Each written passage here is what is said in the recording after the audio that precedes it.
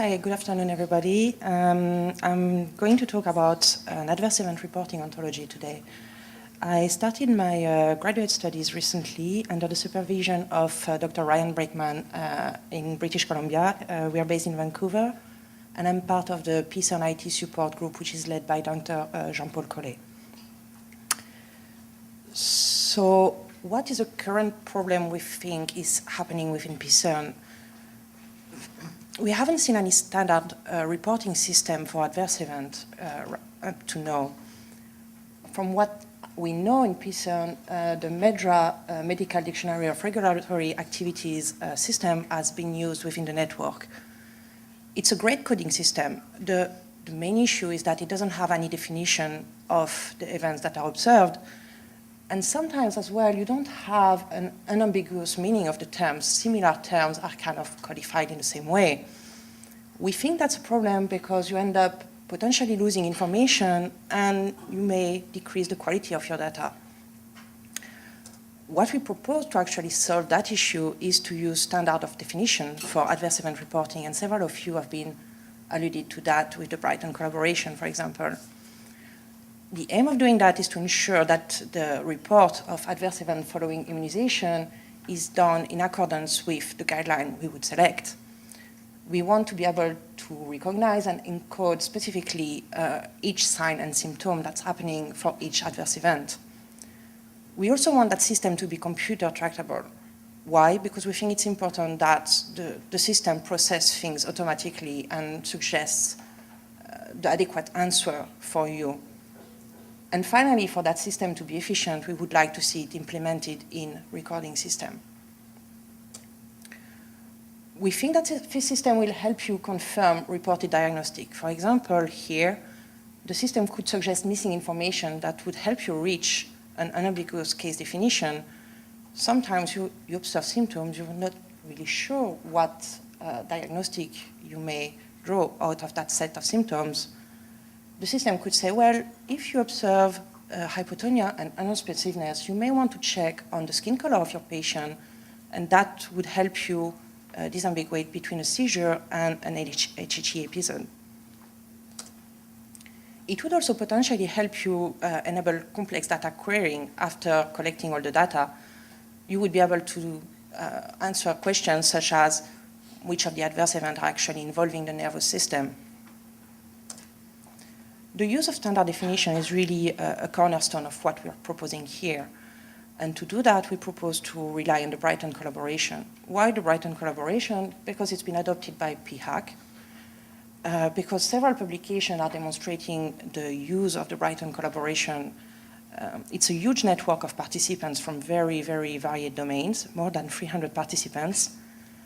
Another study shows that it has a good applicability, sensitivity, and specificity.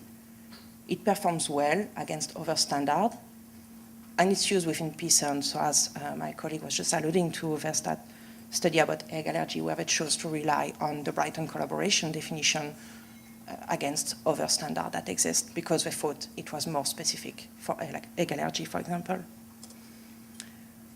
I suspect most of you are already familiar with the Brighton collaboration, and you probably all have seen one of the publications that are resulting from the work of that consortium.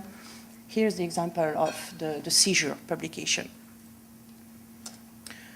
If you browse through that paper, you will see that further down the road, you can see the case definition for the generalized convulsive seizure in the paper.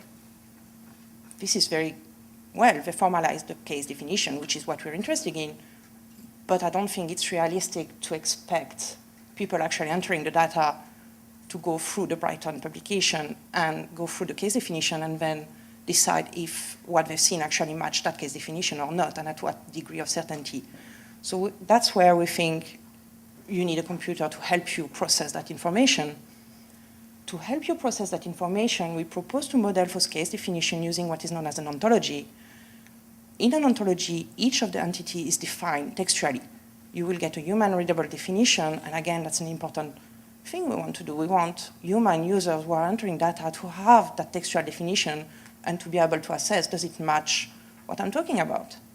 There's a label, but we also define each of those entities logically.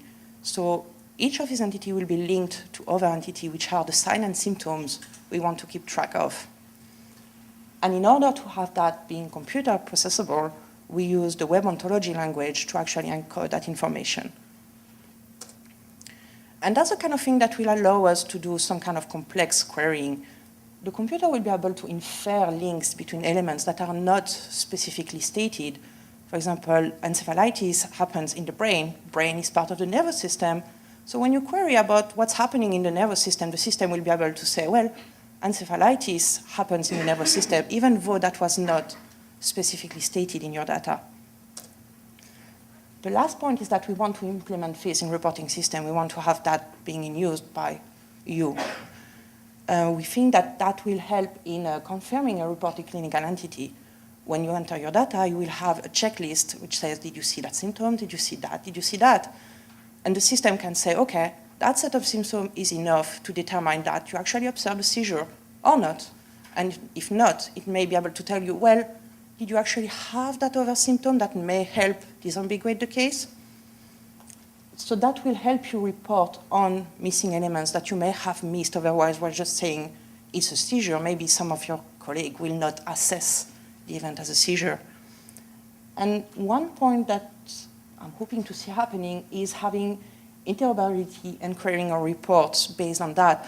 We've seen that often definitions are pretty close, like fever and cough or sore throat. If you actually encode all of these symptoms in an ontology, we're able to query by set of symptoms. We say, well, give me everything that involved fever and cough, or give me everything that involved fever and cough and sore throat. And we could have different systems using different encoding being mapped that way. What I would like to do next, this is an early stage work. I started my PhD very recently. First development issue to solve, as in any work. We currently have a prototype that models seizure as an adverse event based on the Brighton case definition. I would like to open a collaboration with Brighton to work with them on adding more of those adverse events to the resource. And we started discussing with Dasima, which is the company producing electronic data capture system known as Dasiform, towards implementing that resource within the reporting system. So with that, I'd like to thank, of course, PCIRN for supporting me, for having me here today. The IT support group, Jean-Paul, has been a huge source of information and guidance on the vaccine adverse event. Victor, you heard this morning, Kim, which has been very, very helpful, Leslie for SOP, and Natalia and Evelyn as well. For funding, I'd like to thank PCIRN Scholarship, as well as the Michael Smith Foundation for Health Research, CIHR, and the graduate program in Bioinformatics at UBC. I'd like to finish with some sort of self-advertisement. We are organizing an adverse event workshop, which is targeting at reaching a common representation for adverse event. This event will be co-located with the International Conference of Biomedical Ontologies, which is held in Buffalo end of July. And please consult our website if you want more information, and I hope to see you there. Thank you.